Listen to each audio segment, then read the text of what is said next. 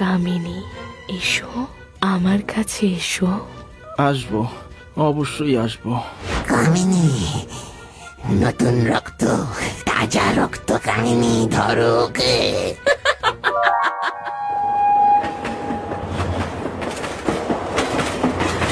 করিমপুর স্টেশনে যখন ট্রেনটা থামলো তখন রাত প্রায় 12টা।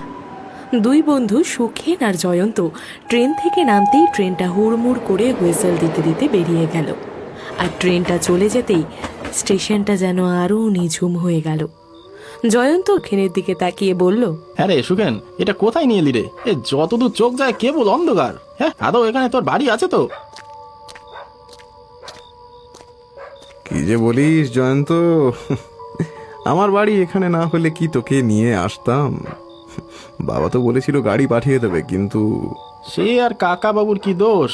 9টার ট্রেন যদি 12টায় এসে পৌঁছায় তাহলে কাকা বাবুই বা কি করবে বল? সত্যি ভাই, একে ট্রেন এত লেট, তারপরে আবার শীতের রাত, কোনো গাড়ি ঘোড়া পাওয়া যাবে বলে তো মনে হয় না। অগত্যা একটাই যাওয়ার উপায়। সেটা কি? এই যে 11 নম্বর বাস।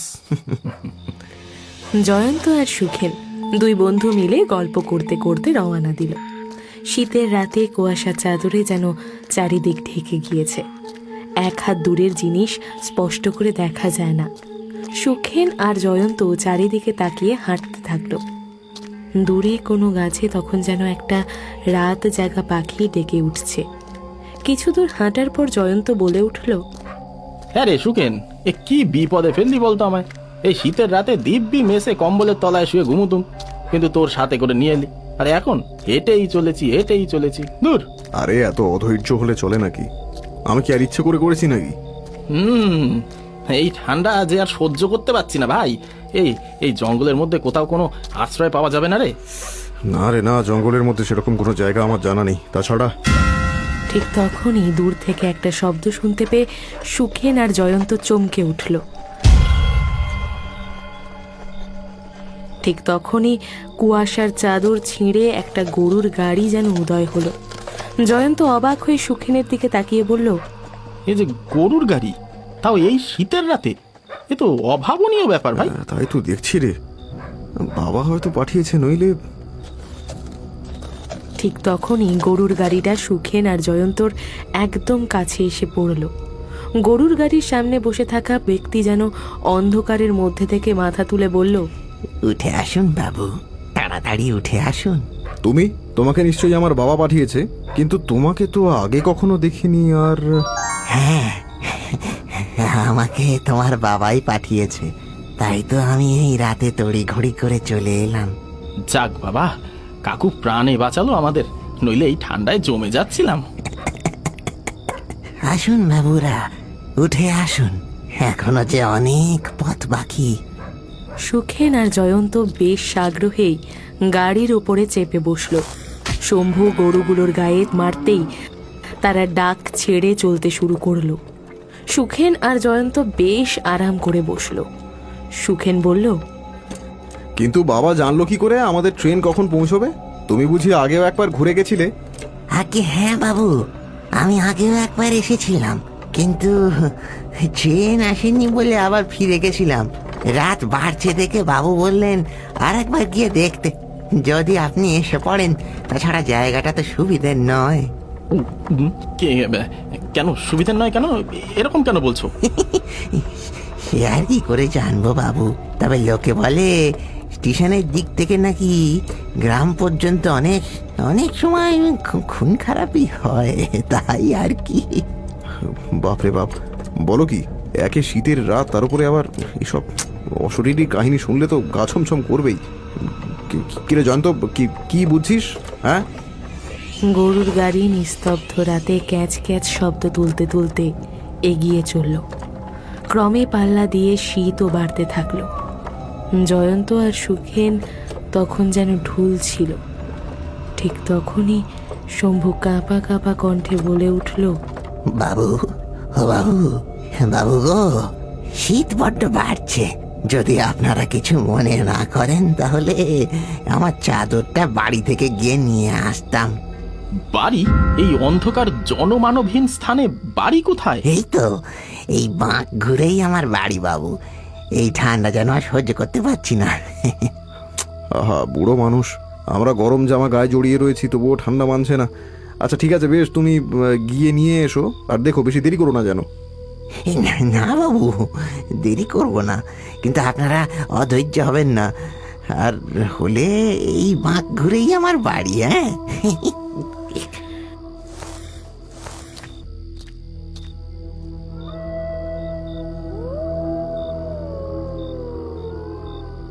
নির্জন প্রান্তরে গরুর গাড়িতে বসে বসে প্রায় অনেকক্ষণ কেটে গেল, কিন্তু শম্ভু ফিরল না। এদিকে ঠান্ডাও ক্রমশই বেড়ে চলেছে। এইবার কিছুটা বিরক্ত হয়েই জয়ন্ত বলে উঠল, এই কি জ্বালা বলতো সুখেন, এই শম্ভু কখন গেছে আর এখনো আসার নাম নেই। এ কি হলো বলতো? আরে আমিও তো সেটাই ভাবছি, এই নির্জন জায়গায় আর কতক্ষণ অপেক্ষা করব বলতো? এই বলল ওর সামনে বাড়ি চলে আসবে, এদিকে দেখো এখনো আসারই নাম নেই। তা আরে লোকটা তো বলেই গেল এই দিক গিয়ে বাঁক পেরোলেই তার বাড়ি। তা তুই এখানে বস, আমি বরং গিয়ে দেখে আসি। জয়ন্ত এবারে গাড়ি থেকে নেমে শম্ভুর বলে দেওয়া সেই পথের দিকেই এগোতে শুরু করলো। অন্ধকারের মধ্যে দিয়ে কিছুটা এগোতেই একটা বাঁক দেখতে পেল, আর সেটা ঘুরতেই দেখলো কিছুটা দূরেই একটা ছোট্ট বাড়ি, আর তাতে টিম টিম করে আলো জ্বলছে। জয়ন্তর বুঝতে বাকি রইল না এটাই শম্ভুর বাড়ি। সে তাড়াতাড়ি বাড়ির দিকে যেতেই দেখল দরজা বন্ধ। জয়ন্ত বেশ উঁচু স্বরে হাঁক দিল, শম্ভু, শম্ভু, আরে গেলে কোথায়? আমরা তোমার জন্য অপেক্ষা করছি তো, দরজা খোলো। আজব তো, গেল কোথায় লোকটা? এদিকে বাড়িতে আলো জ্বলছে, ওই তো একটা জানলা খোলা রয়েছে, দেখি ওটা দিয়ে একবার দেখি। জয়ন্ত জানালার কাছে এগিয়ে গিয়ে সেটা দিয়ে ঘরের মধ্যে উঁকি মারতেই যেন ঘরের ঠিক মধ্যেখানে একটা খাটের ওপর এক অপূর্ব সুন্দরী নারী বসে রয়েছে। তার পোশাক এলোমেলো, চোখের চাহনি যেন নিশাতুর। সেই চাহনিতে যেন এক অমোঘ আকর্ষণ রয়েছে, আর সে এক দৃষ্টে তাকিয়ে রয়েছে জয়ন্তের দিকে। ঠোঁটের কোণে তার রহস্যময় হাসি। জয়ন্ত অপলক চোখে তাকিয়ে রইল। এত সুন্দরী স্ত্রীলোক সে জীবনে কখনো দেখেনি। দূরে দাঁড়িয়ে দাঁড়িয়ে দেখছো কি? কাছে আসবে না? কি গো, আসবে না কাছে? তুমি তুমি কে? তুমি? আমি কামিনী গো, কামিনী। এসো আমার কাছে, এসো। আসবো, অবশ্যই আসবো। এসো আমার কাছে, এসো, খুব কাছে এসো। জয়ন্ত যেন যন্ত্রচালিত মানবের মতো দরজার কাছে গেল, আর তারপরেই দরজা খুলে ভেতরে ঢুকে পড়ল। অন্যদিকে সেই স্ত্রীলোক তখনও জয়ন্তের দিকে তাকিয়ে হাতছানি দিয়ে ডেকে চলেছে। সে দুই হাত দিয়ে আহ্বান করছে জয়ন্তকে। জয়ন্তের স্বর ও রিপু তখন যেন জেগে উঠেছে। জয়ন্ত এক পা করে এগিয়ে গেল কামিনীর দিকে।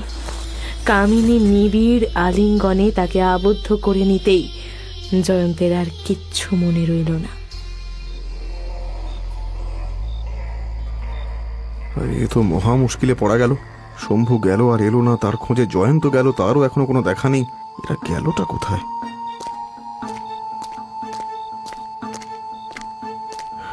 এ কি, এখানে তো কাউকে দেখছি না, না শম্ভু না জয়ন্ত।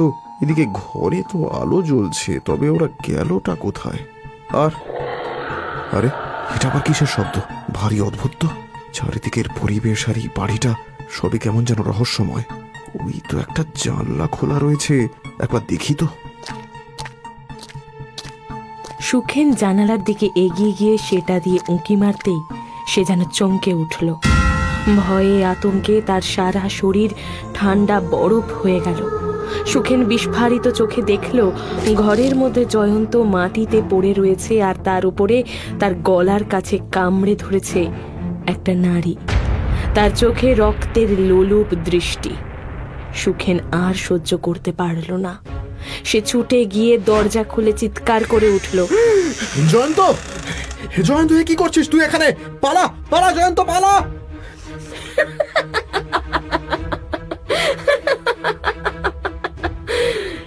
শিকার, নতুন শিকার,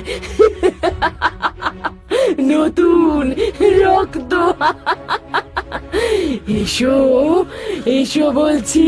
না না না না না না না না না। এ কি ভয়ঙ্কর দৃশ্য, এ কি ভয়ঙ্কর দৃশ্য। কামিনী, নতুন রক্ত, তাজা রক্ত। কামিনী, ধরো ওকে। না না না না না, বাঁচাও বাঁচাও।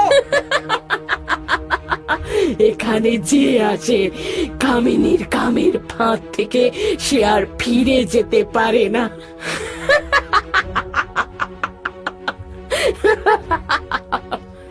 সুখেন ছুটে পালাতে যাচ্ছিল, ঠিক তখনই কামিনী আর শম্ভু ছুটে গিয়ে সুখেনকে ধরে ফেলল। তারপরেই কামিনী সুখেনের গলা কামড়ে ধরল আর শম্ভু তার পা। এতক্ষণে জয়ন্তের হুঁশ ফিরল যেন। সে তাকিয়ে সেই দৃশ্য দেখে শিউরে উঠল। সে ভয়ে আতঙ্কে চিৎকার করে উঠল, সুখেন! তাজা রক্ত, তাজা রক্ত। জয়ন্ত আর সহ্য করতে পারল না। তার পায়ে গলায় তীব্র ব্যথা অনুভব হচ্ছে। সে কোনো ক্রমে নিজের সমস্ত শক্তি একত্রিত করে উঠে এই সুযোগে পালাতে শুরু করলো। এই দেখে কামিনী আর শম্ভু চিৎকার করতেই যাবে, কিন্তু তার আগেই জয়ন্ত পড়ি করে ছুটতে শুরু করলো। ছুটতে ছুটতে সে সেই বাড়ি ছেড়ে যেদিকে দৃষ্টি গেল ছুটতে শুরু করলো।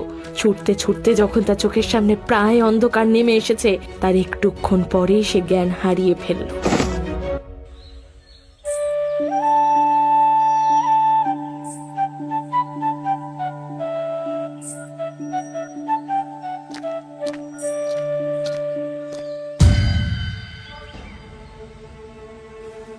এই চোখ খুলেছে, তার মানে এ বেঁচে রয়েছে। আহা গো, কি অবস্থা হয়েছে ছেলেটার। আমি কোথায়, আমি কোথায়? তুমি কে আর এখানে কিভাবে এলে? কি ব্যথা! আমি জয়ন্ত। এখানে আমি আমার এক বন্ধুর সাথে এসেছিলাম, আর তারপরে কামিনী বলে একজন। কি বলো কি তুমি? হ্যাঁ, তুমি যে প্রাণে বেঁচে আছো তার জন্য ভগবানকে ধন্যবাদ জানা, নইলে তুমি যাদের পাল্লায় পড়েছিলে তার হাত থেকে বেঁচে ফেরা যায় না। তার মানে? আর আমার বন্ধু সুখেন, তাকে বাঁচাতে হবে, নইলে ওকে যে। তোমার বন্ধু যে আর বেঁচে নেই ভাই। ওই যে কামিনীর নাগালে যে আসে সে আর প্রাণে বাঁচে না। ওই শম্ভু আর কামিনী যে মানুষ নয়, ওরা সাক্ষাৎ পিশাচ, নরখাদক। কি বলছো কি তোমরা?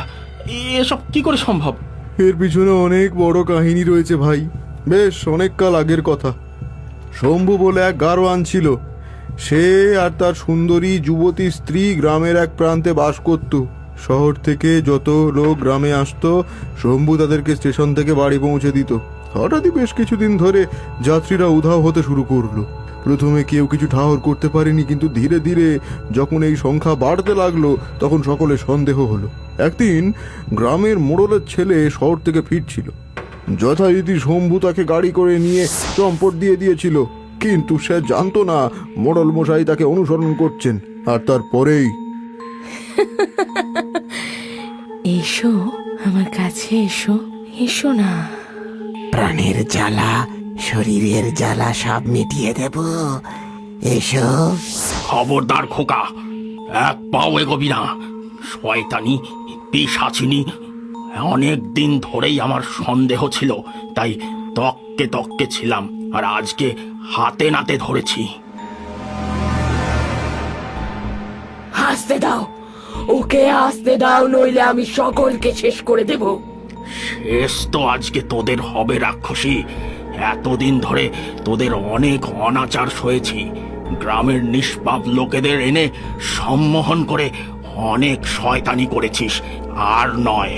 ছেড়ে দাও ছেলেকে মোড়ল, নইলে কিন্তু সর্বনাশ হয়ে যাবে। তবে রে, আমাকেই হুমকি দেওয়া?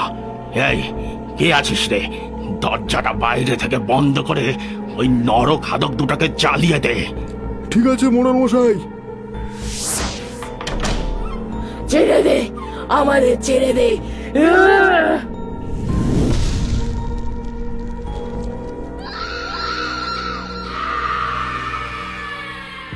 সেদিনই মোড়ল মশাইয়ের আদেশে ওই শম্ভু আর তার পিশাচ সিদ্ধ স্ত্রীকে নিজের বাড়িতে পুড়িয়ে মারা হয়েছিল।